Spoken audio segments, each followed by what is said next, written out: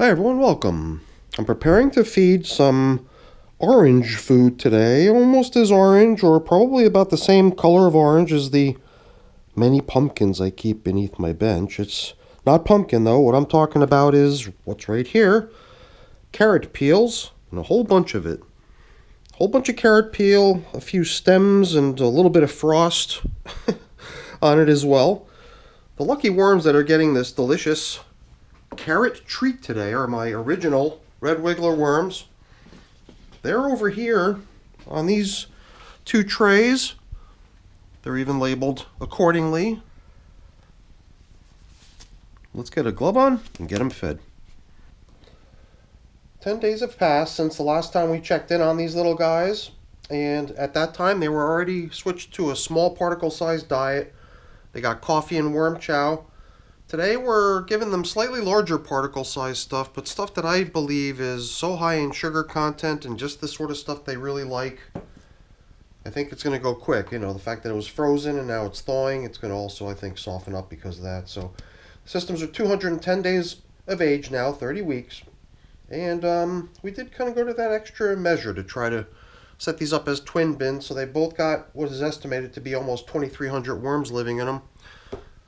I'm kind of hoping that by giving them small particle size or, you know, material that's perhaps not so small particle size, but the stuff that's going to just definitely get all eaten, leaving no residue or scraps or any sort of debris, are the things that I think are going to help drive towards a really easy harvest. Very well worked down material, hopefully free of little bits and pieces of leftover leaf stems or bedding bits or whatever, any sort of slow composting food items. So that'll be the nice thing. You know, when I watched the video from last time, did we have a feeding zone indicator? Sucker just slipped right in there with the the top covering newspaper. I could always replace that. Now it's coming pretty much apart at the seams at this point and has been chewed up a bit. How does this other one look? Perhaps it's just as bad, but it's hiding it. Well, at this point, I almost tore it into two pieces. It's for the most part, two pieces. So what I was about to say was, I've definitely been seeing little things crawling around in this bin. I believe this is the bin where they're most visible. A whole bunch of little snails cruising around. I was playing the video back, but I had to play it back very fast to see them moving because they're just so slow. Maybe 25, 30%. I don't even remember the speed increase, but it was at a very high speed increase to the playback that I was able to see the movement of these little tiny objects moving around. And it turns out that they're little snails once you take a closer look at them.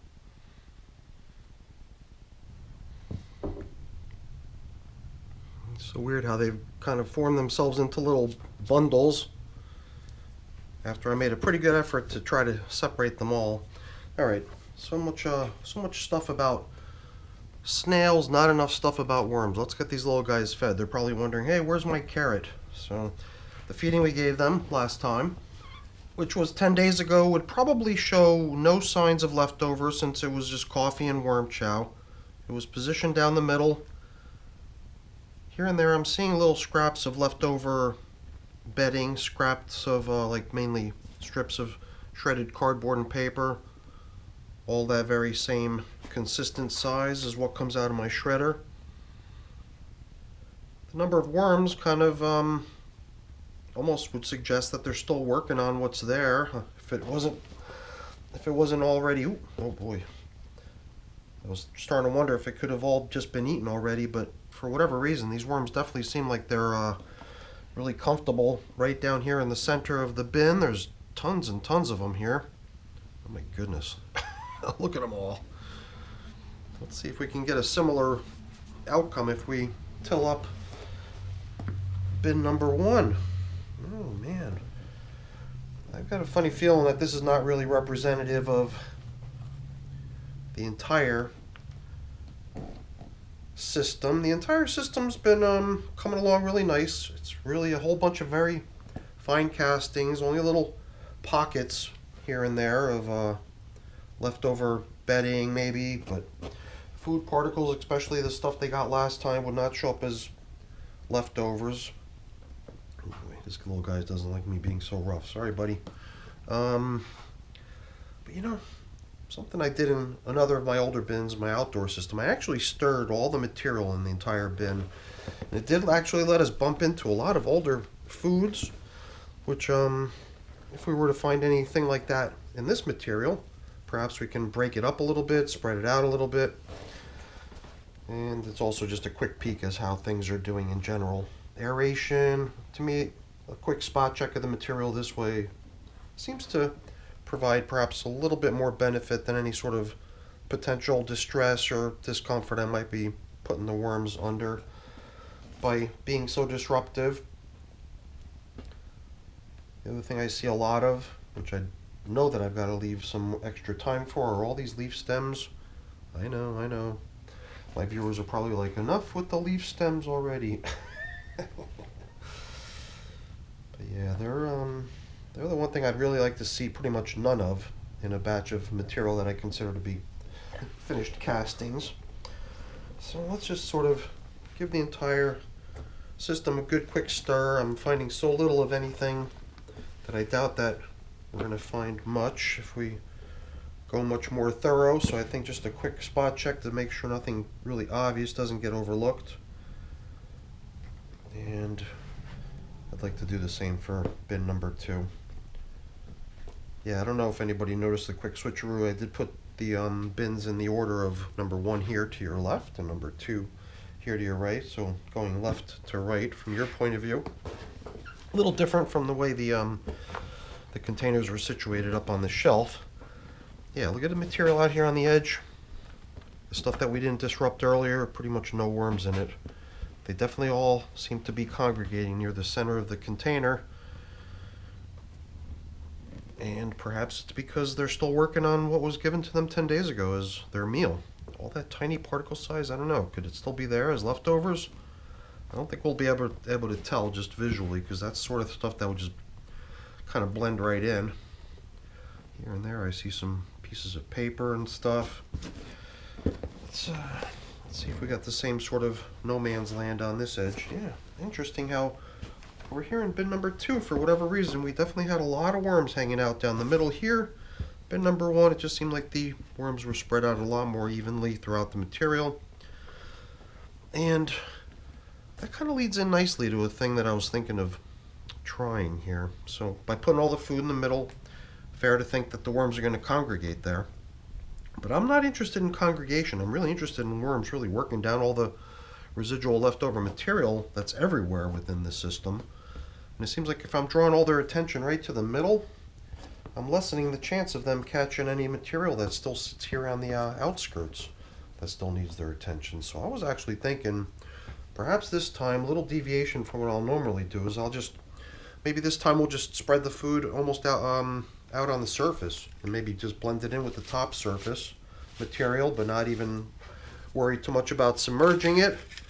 I think that'll get us consistent activity throughout the entire bin, since the entire top surface will be covered with stuff that's going to attract attention, so there shouldn't be much of a focus or concentration, in theory, I guess is the way I'm thinking of it.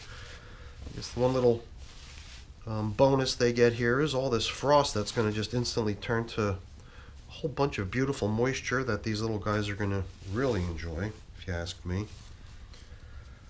Well, some of these chunks are a little bit bigger, like the end near the stem. A piece of it just chopped off. Perhaps didn't look so nice, so it was thrown in with the peels. But yeah, I think by doing it this way right here, it's going to be pretty well covered with the plastic bubble wrap. And even on top of this, before we put the plastic covers on, we're still going to have our feeding zone indicators, one of which is pretty far gone, but you know what? I think we'll give it one more shot. working its assigned post for one more interval, and then at the next check-in I'm almost certain it's going to be history, and if it's not, then we're definitely going to be retiring it. I just don't remember which system had the really tattered one. Perhaps the one that was still holding together was over here in bin number 1. And was it bin number 2 where we took out the busted one? I do not recall. And you know, feeding zone indicator, the way we just fed, also seems like it should be spread out. I don't know why it takes so much time, silly little things like that. So let's just be consistent here. Well, definitely seems like we're almost 2 pieces, but not quite yet. Holding together by a thread. Oops, well, I spoke too soon. Right when I said the word thread, I broke that little tiny section that was still holding them together as a single piece. And now it too is 2 pieces. Yeah, these top coverings are holding together pretty good too. Perhaps with the anticipated increased worm traffic, we'll maybe see some additional breakdown of this stuff too.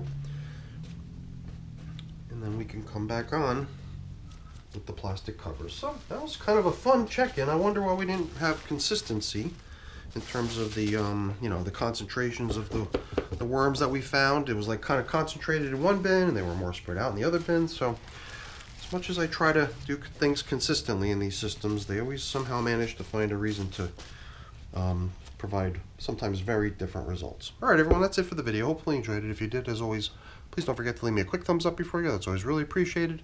If you haven't done so already, please also consider subscribing to the channel. That's very much appreciated as well. All right, everyone, have a great day. Thanks so much for watching. Bye now.